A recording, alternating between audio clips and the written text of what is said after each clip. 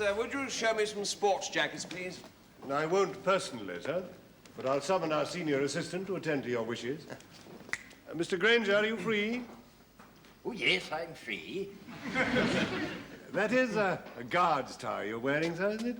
No, it's the Tesco Table Tennis Club, actually. Table tennis. Yes, the stripe is a little narrower. Yes, Captain Peacock. Something in the sports jacket line for this customer, with plenty of room under the arms. Yes, I would think 44, wouldn't you, Mr. Humphreys? Certainly, Mr. Granger, a 44. Don't you think so, Mr. Lucas? I hope so. We haven't got anything bigger. I wouldn't recommend a check, sir, you know. It is apt to make the figure a little more portly, don't you agree, Mr. Humphreys? We've only got checks in 44. Oh. Well, of course, sir, you have got the height to carry it off. 44 check, Mr. Lucas. Right, 44 check coming up, Mr. Humphreys.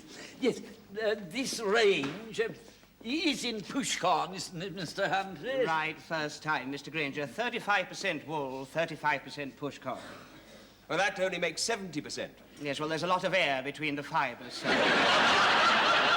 allows the fabric to breathe. Isn't that right, Mr. Lucas? Quite right, Mr. Humphreys. If you listen quietly, you can hear it, you know. Thank you, Mr. Lucas. We've got a whole cupboard full over there, panting for breath. The mirror, Mr. Lucas. One mirror coming up, Mr. Granger. Right.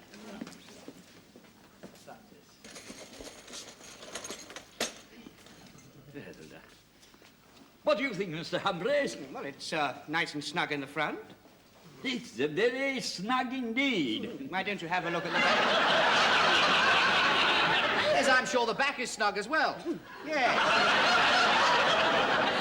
It does feel a little tight. Try breathing in and out a little, sir. Better, isn't it? Yes, that feels much better. Is it hard wearing? Oh, very hard wearing, sir. Yes, they discovered pushcorn while they were developing the Concorde. If you're thinking of going through the sound barrier, you couldn't have chosen better. How much is it? It's £30, including VAT. It does seem rather a lot. Well, when you consider it cost 500 million to develop, I think it's quite reasonable, sir. It still seems an awful lot of money. Actually, sir, it has been reduced from £42. Oh, is that so? So you're saving £12, sir. I'll think about it.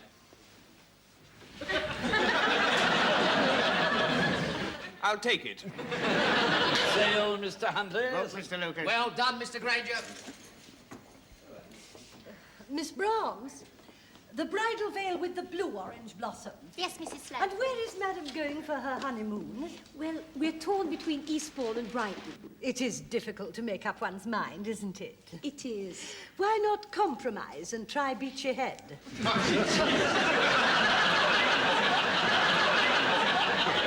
There, how's that? It's a bit thick, isn't it? Well, it looks lovely from our side. I can't see. Will you have someone holding your arm? He won't recognise me. Well, he'll know your voice, won't he? Think of the surprise he's going to get when he lifts it up. That'll do, Miss Brahms. The orange blossom is detachable, should Madam wish to use it for decorative purposes afterwards. I suppose I'd better take it. Pack it up, Miss Brahms. I've not said anything. Pack the veil up, girl. Psst! Oi! Is that the way you usually attract a lady's attention, Mr. Mash? No. Usually I'll go up behind them and go, "Well, hey, hey!" You going to old Granger's farewell dinner tonight, are you? It is not his farewell dinner, Mr. Mash. Just because he's 65, it doesn't mean he's retiring. If they give him a cuckoo clock, it does. That's what they did to old Fredericks down in Hardware. 44 years he'd been with the firm. They had the dinner, and when they got to the coffee, they gave him the clock, one chorus of "Free's a jolly good fellow," and shoved him in the lift. There you are. 6 pairs of tights and 6 pairs of pussy boots. 6 pairs of what? Pussy boots. Fur slippers. And we got a new sales gimmick as well for him. Here, look at that. Whatever's that? One electric pussy. Battery operated.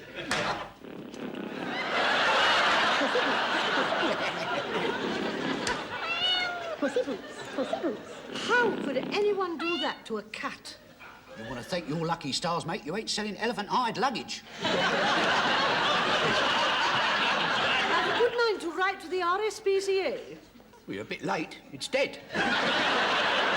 Captain Peacock, just look what they've sent me. It's disgusting. Would you like to see it working, Captain? Very well. Pussy boots, pussy boots. Pussy You boots, must admit it's a novelty, Mrs. Slocum. pussy boots, pussy boots.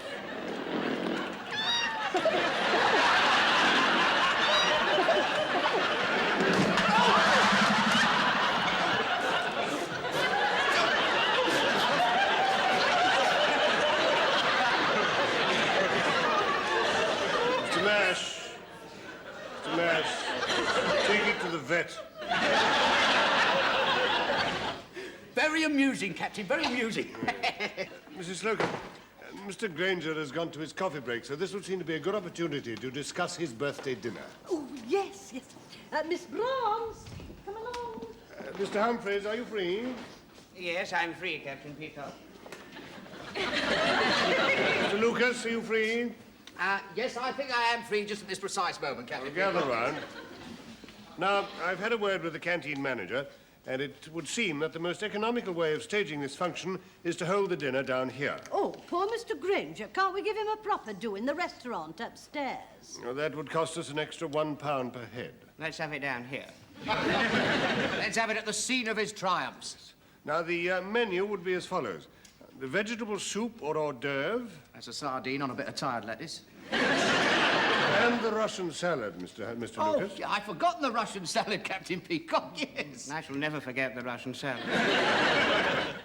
A main course, which I shall bring up later. Won't we all? Cabinet pudding with custard or simulated cream, coffee ad lib, and 1 after 8 mint. And how much is that lot? The cost, Miss Brahms, depends upon what we choose as a main course. Now, a roast pheasant would be £2 per head, poulet rôti, What? roast chicken, £1.50, steak pie £1.25, or macaroni cheese £1. I vote for macaroni cheese. We can't give the poor old soul a dinner with macaroni cheese. Well, he'd prefer it. Once he gets those teeth of his stuck into a pheasant, he'll be here all night. We have the canteen steak pie. We'll all be here all night. I'll go for the macaroni cheese myself. Well, I think we should give him the chicken. Any other votes for chicken? Yes, I'll vote for chicken. It goes so well with the cabinet pudding and simulated cream. Well, I favour chicken myself, so that's 3 votes for chicken and 2 for macaroni cheese. And the steak pie loses its deposit. So that means we have chicken. That'll be £1.50 per head. Never mind, Shirley, you and me can share the wishbone. I know what you're going to wish for. And even if he wins, he won't get it. Now, the £1.50, of course, does include Mr. Granger and his good lady wife. Is anybody else bringing any guests? No. No, I think it's better to keep it intimate.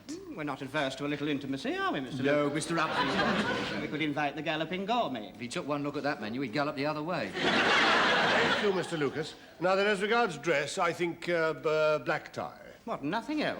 But then it'll be like a funeral. I think it's morbid, these farewell dinners. Miss Browns, we do not know that it is a farewell dinner.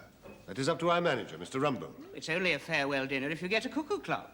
Then you drag yourself home for the last time, stick it on the mantelpiece, and watch the rest of your life tick away.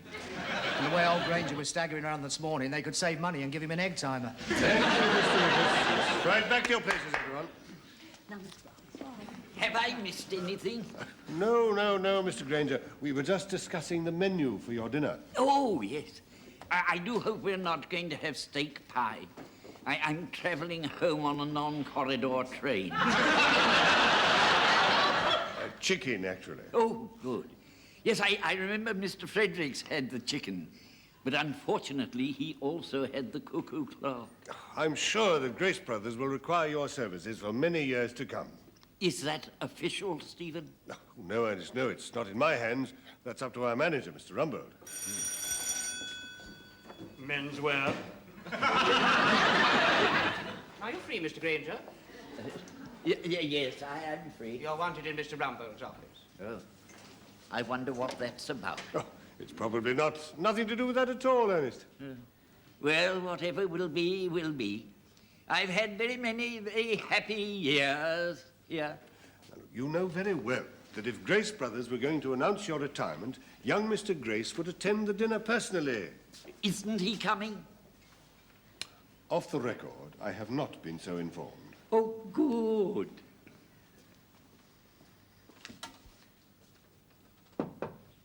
Enter.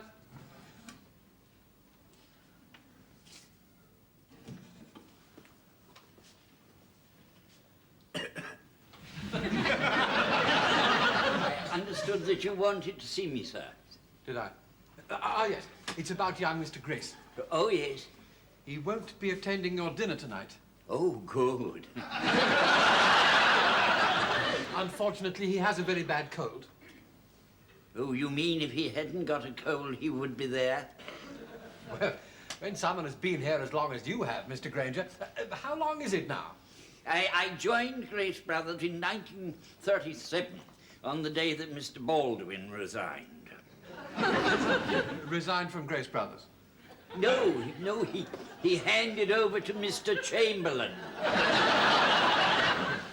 Chamberlain of China and Glass. The Prime Minister. He wasn't at Grace Brothers, was he? The Mr. Chamberlain who went to Munich. Oh, I didn't know we had a branch there. We haven't. He went to see Hitler. What, Mr. Chamberlain of China and Glass? I have been at Grace Brothers for 37 years. Yes, and I'm looking forward to your dinner. We're having the chicken. Oh, good, good. Mr. Fredericks had the steak pie. No, he had the chicken too, but unfortunately, he had the cuckoo clock as well. Yes, the cuckoo clock. Well, that will be all, Mr. Granger. Thank you. Thank you, Mr. Rumbold.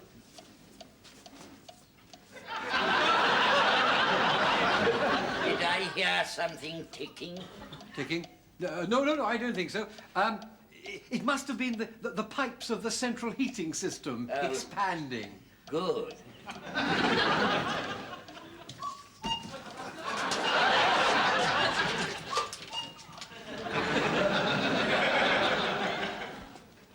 Mr. Granger, whatever's the matter? You look as though you've seen a ghost. I heard the cuckoo in Mr. Rumbold's office. Well, 3rd of March, you better write a letter to the Times. It was a cuckoo clock. Glass of water for Mr. Granger. Glass of water coming up.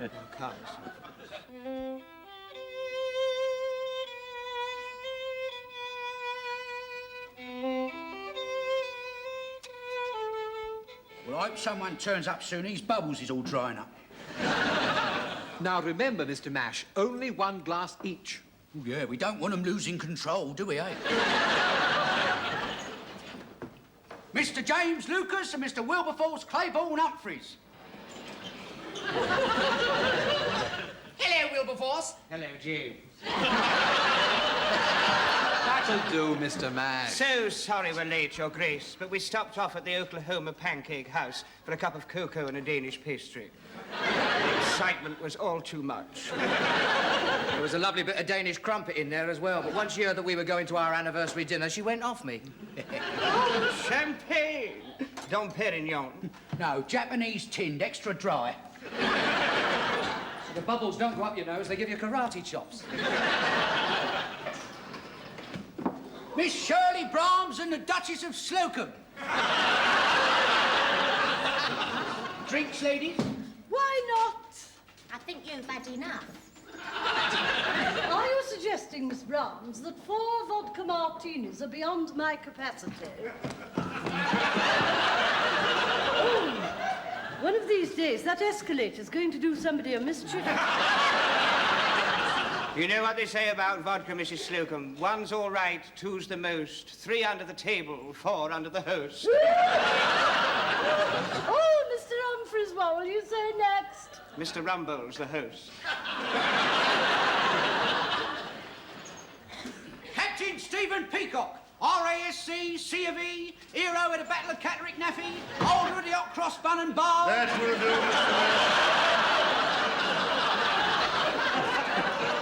Hey, on, Captain. Thank you.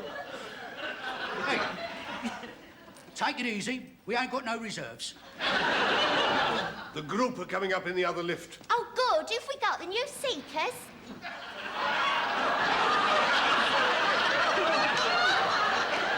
I don't think it's the new Seekers, love. More like the old Knockers. Good evening. I am Madam Trixie, and this is the Trixie Trio. Welcome to Grace Brothers. Oh, champagne. Beer for the bands behind the piano. Where do you want the orchestra? Well, over here, ladies, I think, by the pianoforte. Well, Captain Peacock, it looks as though we're going to be able to trip the Tightland Festi. I beg your pardon? She wants you to rip her tight elastic. Perhaps you better sit down, Mrs. Slocum. We're starting in less than an hour. Mr. Rumbleton, since it will affect my speech, is Mr. Granger going to get the clock? Yes, I'm afraid so. And owing to young Mr. Grace's indisposition, I'm going to have to present it. Oh, what a pity he's going. He's such a useful member of the department. Oh, well, we shall have to carry on. Humphreys will have to move up, and we shall have to get another Mr. Lucas. What a terrible thought. Who is? Mr. Granger. A poor old devil. Granger for the chop. Oh, it'll break his heart. Is there anything particular you wish us to play? Yes. When Mr. Granger comes down, I should like you to play something suitable. Certainly. How about goodbye? It's a bit sudden, isn't it? What about we don't want to lose you, but we think you ought to go? We ought to have something cheerful like the Rolling Stones. Oh, yeah. This will be the last time. Might I suggest a fine old English gentleman? A splendid choice, sir. Oh, stand by. I think Mr. Granger's coming up with the lift. Now, places, everybody. Mrs. Slocum, we've Stand by. started.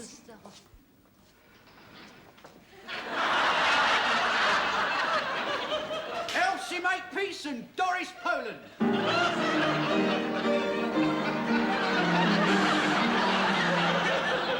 Doris, it must be this is your life. Ta. What are you doing here? It's 7:30. We come to do the floor. But you can't do them now. Here, go away. If that's how you feel, do it yourself. You'll hear from Mr. Etherington about this. Didn't you speak to Hetherington about this, Peacock? It's not my province, sir. Lingerie blouses? Right. Mr. and Mrs. Granger are coming up in the lift. Places, everybody. Mr. and Mrs. Ernest Granger.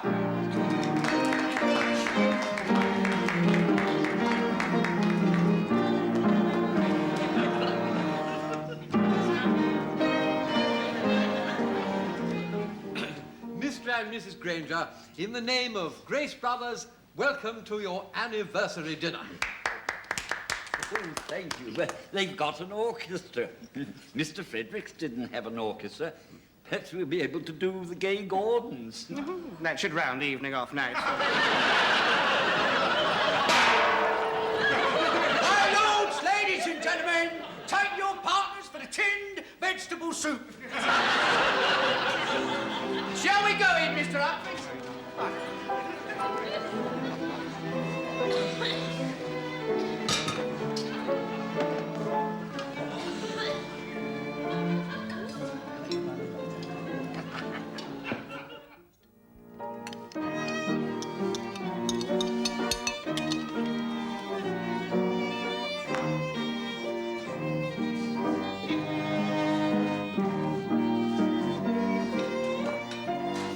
Night to simmer on your feet, my dear.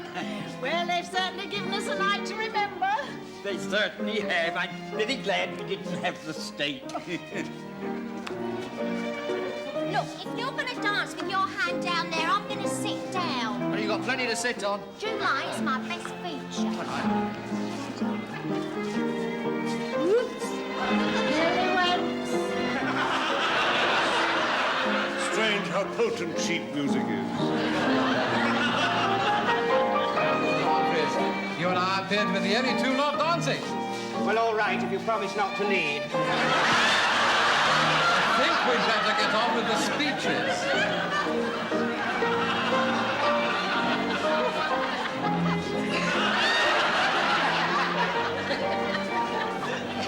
Mr. Matt, my compliments to the trio, and will you ask them to take an interval? Certainly, sir.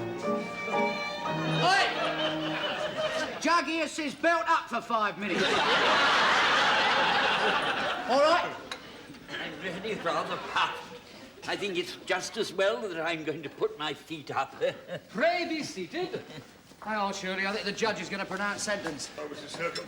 Ah, who stops? I would ask all those present to ensure that their glasses are fully charged. Oh, man seems to be empty. Oh, blimey, Mrs. Slocum, you've got hollow legs, have you? I now call upon Captain Peacock to propose the toast. Mr. and Mrs. Granger, ladies and gentlemen. Yep. You haven't got to that bit yet, Mrs. Slocum. Oh. Let's have another then. How can one sum up a career like Mr. Granger's? Quickly, I hope. He started literally on the ground floor, in haberdashery, and after 2 short years was given his own counter in stationery. Already, the writing was on the wall. It spelled success. His amazing drive and enthusiasm soon came to the notice of the Board of Management, and he was transferred to bathroom furniture, where he remained for 5 triumphant years before moving on. Flushed with success. Before moving on to gentlemen's shoes. But already one might say his foot was on the ladder. Thank you. Because from there, fortunately for us and Grace Brothers, he finally found his niche in gentlemen's trousers. What's the niche? I would like you now to raise your glasses as I close on these words from Pope. Oh, happy the man whose wish and care a few paternal acres bound, content to breathe his native air in his own ground. Very nice. Very nice. Pity he lives in a flat in Eltham. Could always buy him a window box.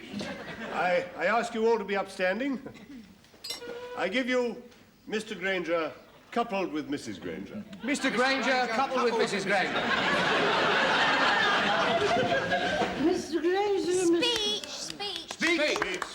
Speech. Ladies and gentlemen. Come along, Mr. Granger.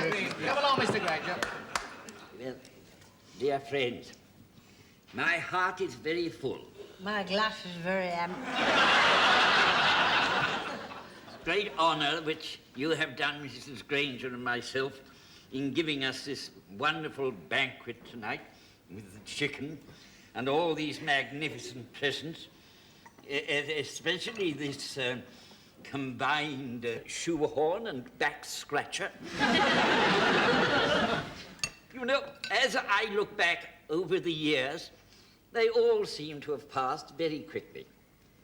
But I shall always have very happy recollections of you all. And all that I really can say now is thank you. Very nice, very nice. Oh, isn't it sad? It is sad. Thank you. Please keep it. Pray silence for Mr. Rumbold. Yes, thank you, Mr. Matt. Ladies and gentlemen, Mr. and Mrs. Granger, As you know, it has always been the custom for young Mr. Grace to announce whether or not he wishes employees who achieve the age of 65 to take advantage of the pension scheme or to remain in the saddle. However, as you also know, young Mr. Grace is indisposed. It therefore falls to my lot to perform the ceremony. And It's young Mr. Grace. Is that young Mr. Grace? Old Mr. Grace doesn't get about much. good evening, Mr. Grace. I hope I'm not too late. No, you're not too late, Mr. Grace. There's still plenty of cabinet pudding left, Mr. Grace. I suppose he's come to hand over the clock. Yes, just in time.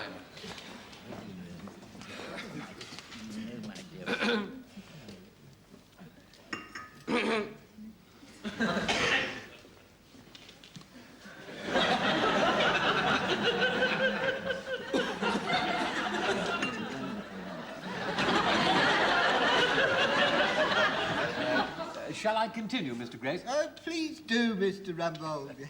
Well, I was about to remark how very much we appreciate the long years of devoted service, the great consideration that you've always shown for all those with whom you have worked. Thank you, thank you.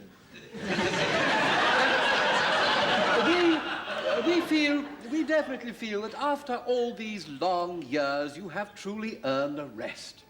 And therefore, all that remains is for this to be presented. Here you are, sir. Oh, thank you. This is a surprise. How very nice of you all. I've given a lot of these away, but I've never got one. Well, my doctor says I shouldn't be out, so I'm now going. Another 5 years and you'll be getting one of those, Ernest. Well, goodbye all. Goodbye, Mr. Grace. Oh, get it well.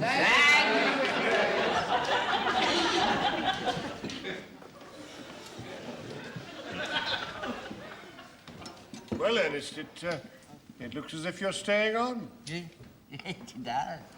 Of course, I'm very happy about it, but I should have liked a bit more leisure. You know. Could I have Monday off? Certainly not. Well, if he's not leaving, he won't be needing his presents, will he?